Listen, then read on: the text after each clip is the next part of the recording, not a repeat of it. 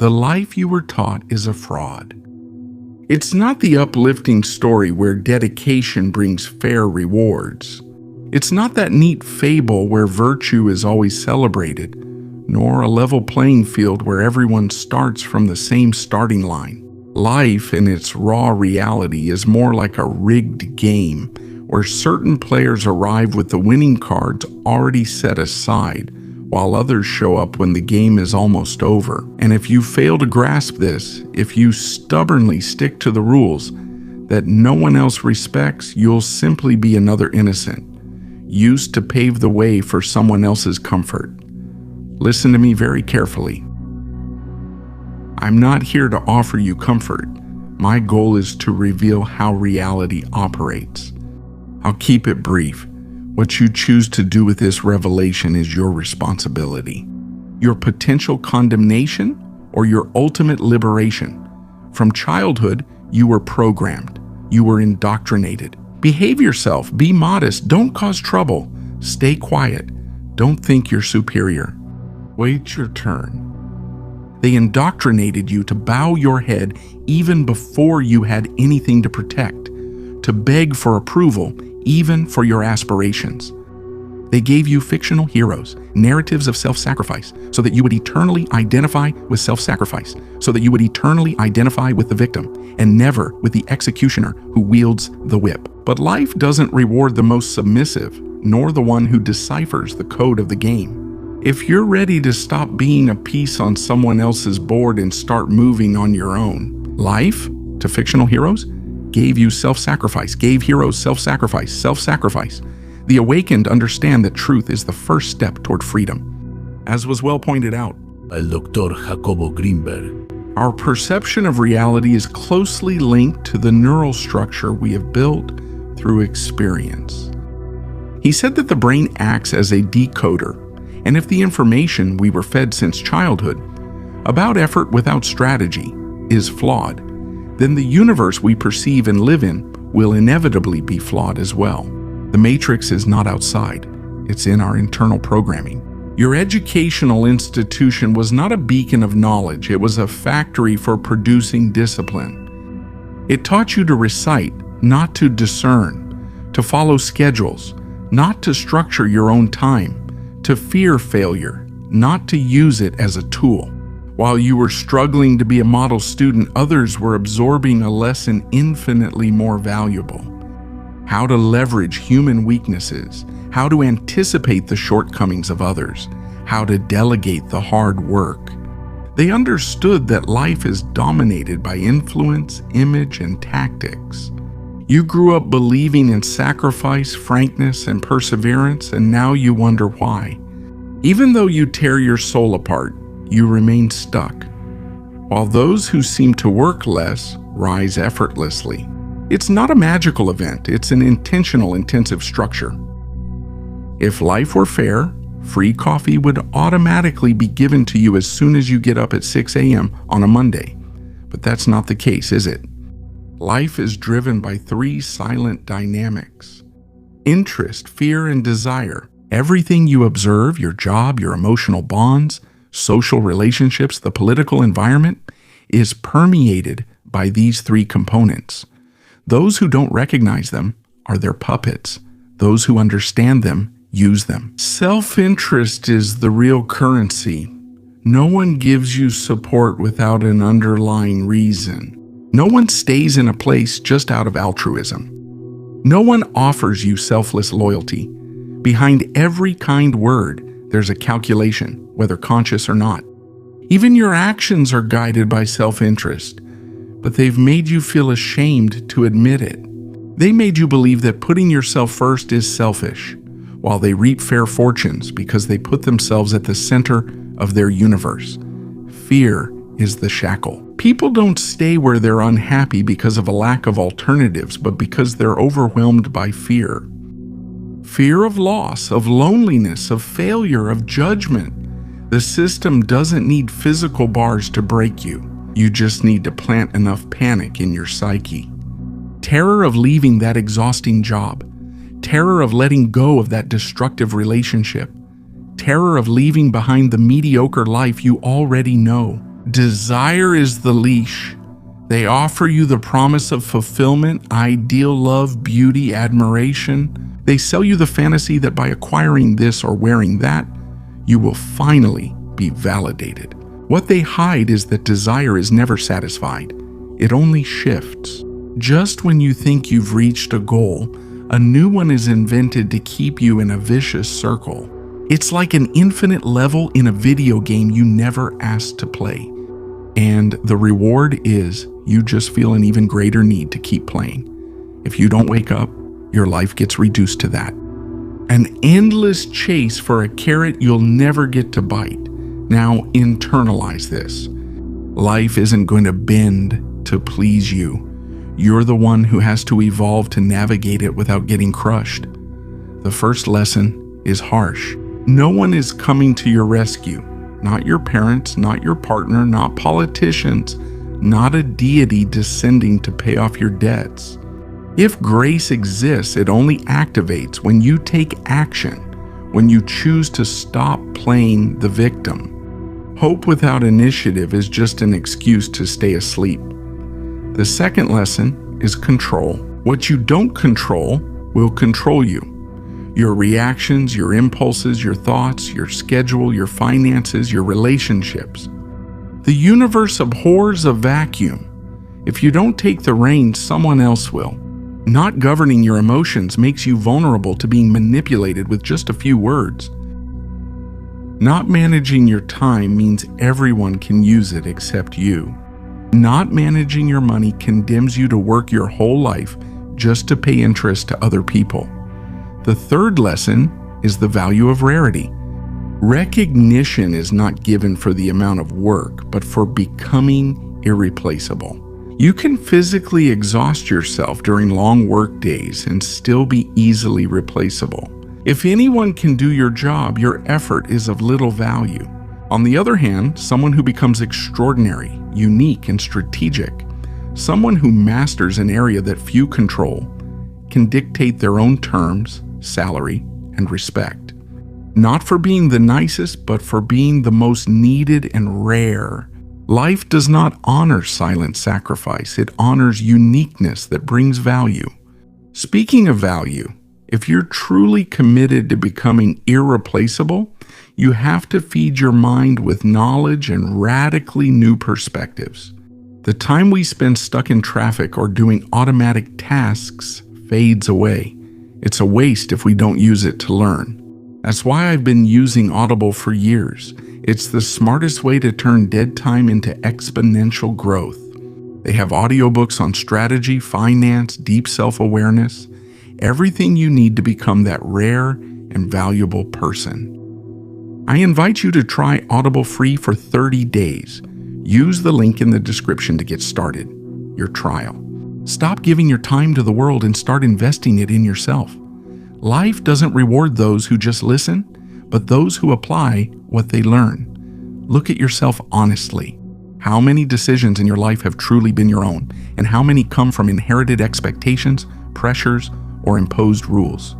Your profession, your job, the way you love, even the way you dress. How much comes from your true desire, and how much from the urge to fit in? Have you wasted years seeking validation from people who don't even accept themselves? Have you used your energy to sustain structures that are crushing you? Life doesn't penalize you for ignorance. It punishes you for the stubbornness of holding on to it. When you feel like you can't go on anymore, it's not just physical exhaustion. It's your essence telling you that you are a vast distance away from your true self. But instead of listening, you numb yourself. Consuming social media, food, shows, any escape that silences the crucial question. What am I really doing with this existence? Let me reveal something to you that no one ever told you. You have the inalienable right to betray the expectations that others have placed on you. You didn't come into this world to fulfill your parents' dreams, or your friend's model of success, or to adhere to the rules of a system that prefers you to be docile. If you swear loyalty to anything, let it be your own vision, to the version of yourself that's still waiting for someone to have the courage to choose what they truly love. Life is fleeting, sometimes humiliating and brutal. Yes, but it's also malleable. Whoever isn't willing to let go of something will never be able to gain something new. You were trained to fear loss, when in reality, loss is the gateway to transformation. Letting go of a toxic relationship, an unfulfilling job, an outdated identity is always utter. But that suffering is the cost of your next evolutionary stage. Life takes away what you don't dare to let go of yourself. And the more you cling, the more violent the extraction will be. It's like trying to rip off a giant Band-Aid. You know it's going to hurt, but the worst part is how slowly you do it. There's another essential truth. Most people don't long to wake up. They seek distraction. That's why they laugh when you suggest changes, criticize when you evolve, and get offended when you set boundaries. You're not crazy for feeling different. You're ahead of your time. And every pioneer carries a burden, the loneliness of someone who perceives what others strive to ignore. The life of a conscious being is not easy, but it's the only one that truly has value. You will lose friendships that were only comfortable with your weakness. You will make relatives uncomfortable who prefer you to be submissive. You will be the target of criticism from those who feel threatened when you stop being a slave. Get used to being called selfish, strange, insensitive. Those are the labels the herd uses when a sheep starts to realize that it was actually always a wolf. If you've managed to overcome these uncomfortable truths and have made it to this fourth part of the journey, it's proof that you're choosing awareness over conformity. I congratulate you on your courage. Comment with the phrase, "I choose to wake up," to seal this commitment with yourself. Let's talk about time. They made you believe that you possess abundance. False. Life is a silent stopwatch. Every morning when you spend time hating the routine you yourself allow, you're consuming a portion of your story that will never come back. There are no rehearsals. No, I'll start later. There are only decisions or excuses. Think about that. If you were told today that you only have 5 years left to live, would you keep going at the same pace? Would you keep accepting humiliation in a place that doesn't respect you? Would you keep pretending affection where there's only inertia? Would you keep postponing the project you're passionate about? Life is always questioning you. What you're doing today, is it worth a day of my life? If the answer is no, you're sacrificing your life out of fear. You don't need a perfect plan. You need an imperfect move, a change of scenery, starting a business, learning a new skill, cutting ties, setting a boundary, something that breaks the stagnation. Life admires those who take action, not those who complain. Let's dive deeper into the concept of inaction. When you postpone the decision you know you need to make, you're not just wasting time. You accumulate a psychological debt that charges you interest in the form of anxiety and low self-esteem. Every day you avoid the necessary confrontation, whether it's with a boss, a partner, or yourself, that pending decision becomes a toxin that erodes your energy and your focus. It's the mental version of, "I don't have time to tidy up my house." And suddenly, the mess is charging you rent and sleeping on your couch. Life doesn't forgive the person who goes into debt through inaction. Well, inertia is the most effective mechanism to keep the herd under control. True power doesn't lie in speed, but in starting. And we need to talk about love. The area where most people get lost. They told you that loving means giving everything, enduring everything, understanding everything. False. Loving without discernment is the fastest path to self-destruction. Affection without respect turns into dependence. Love without limits turns into abuse. Love without self-esteem becomes servitude. Life doesn't require you to erase yourself for anyone. The right person won't demand that you sacrifice your ambitions, your values, or your dignity. If you have to stop being yourself to keep someone by your side, you're not in a relationship. You're in an emotional prison decorated with pretty words. Authentic love doesn't break you apart. It organizes you. It demands that you grow, not to shrink. Remember, if someone can shatter your peace simply by leaving, It's because you previously gave them the power you should have kept for yourself. Life doesn't punish you for loving, it punishes you for idolizing. When I talk about self-respect, I mean something deeper than superficial self-esteem. I'm talking about a mystical congruence, the total alignment between what you say you believe and what you allow to happen to you. Love, for those who are awake, is a mirror. If the other person treats you like something to be used and thrown away, it's because deep down, you've accepted that price. The strategy is simple, though painful. Only give what, if taken from you, doesn't leave you emotionally bankrupt. Existence is also a silent struggle for possessions, money, influence, and recognition. Money isn't everything, but in this world, without it, you lose the freedom to choose. Prolonged lack isn't just a shortage of cash, it's a lack of options. And someone who lacks options ends up accepting any deal, any humiliation, any lie. If you don't believe me, try politely refusing a raise just on principle. You'll see that the freedom to say no has a very real price. Continuous effort is essential, but it's not enough. You need to not turn down a salary and have the serenity to postpone immediate gratification in favor of future ability. Every time you spend money trying to impress people who don't matter, you're trading your autonomy for momentary applause. Here comes the money strategy for the awakened. Pay off the debt of fear. The first mission of your money isn't luxury, but building a shield, an emergency fund, stability, options. With this shield, you can negotiate from a position of strength, not from the fear of losing your paycheck. Acquire skills, not things. Material possessions lose value.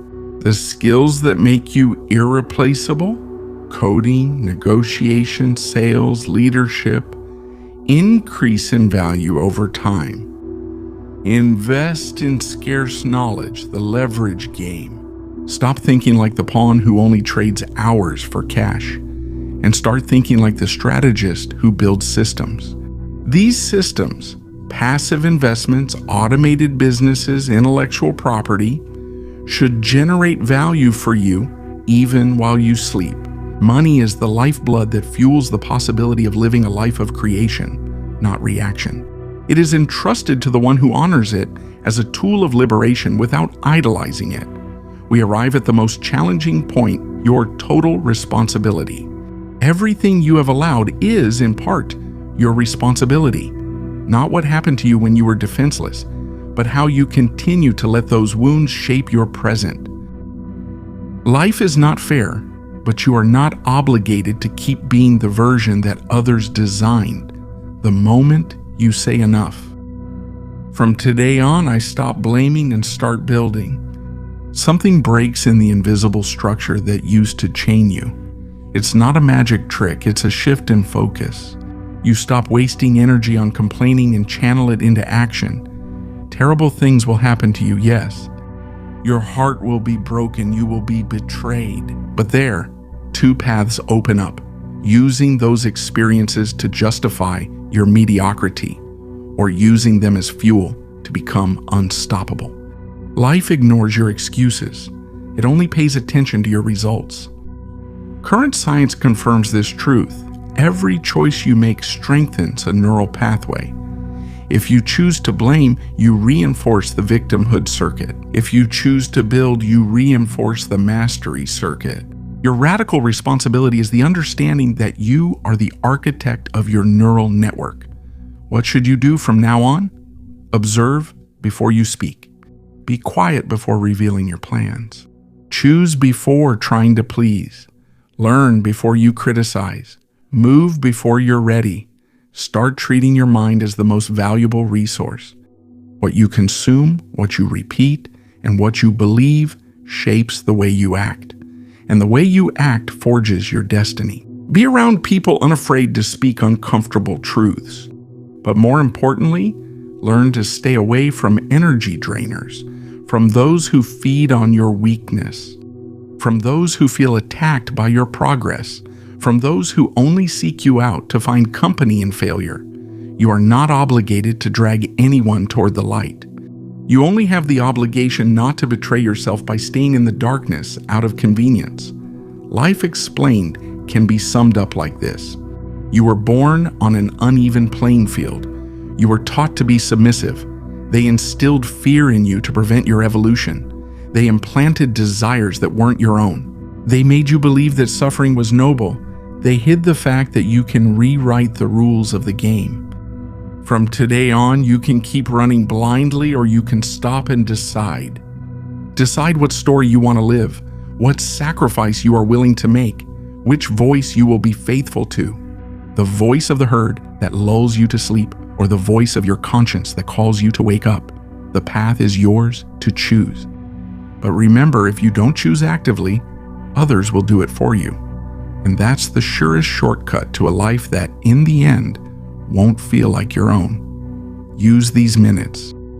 You can ignore them and return to the comfort of your past life, or allow this discomfort to drive you toward transformation. Life rewards those who apply the message, not just those who understand it.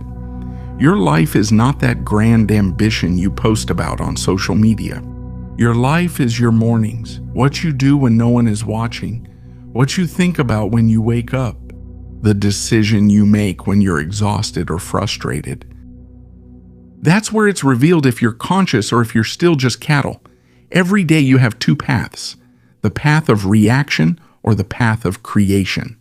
You wake up, check your phone, get caught up in drama, envy others, rush to help where called, handle problems that aren't yours, end the day exhausted without doing anything for yourself, and repeat it the next day. In creation, you first decide what's a priority for you before the world comes at you.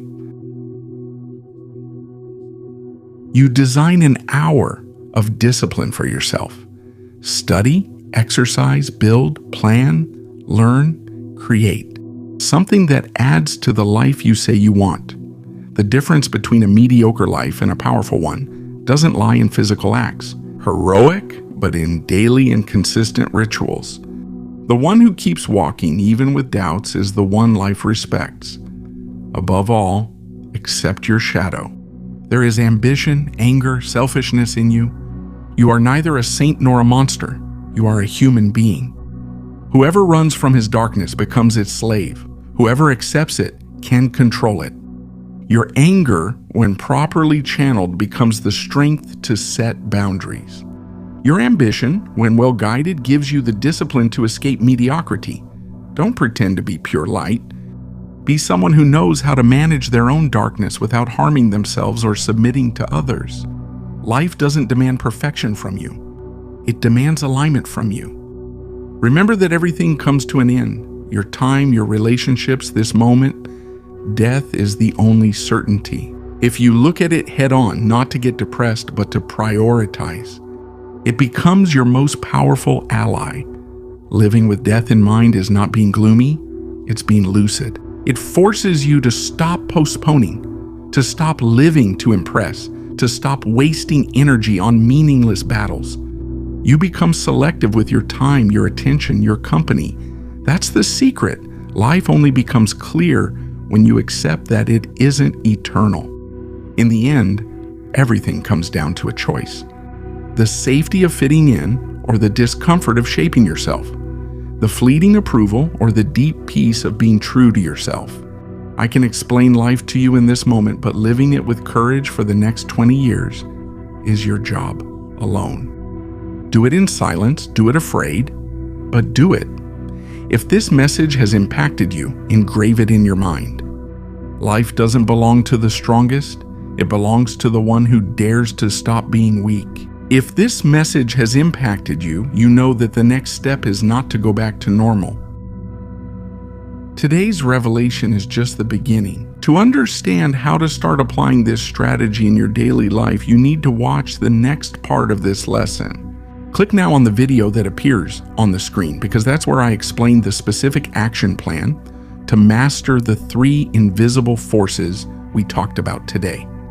This is not a suggestion, it's the next step in your awakening.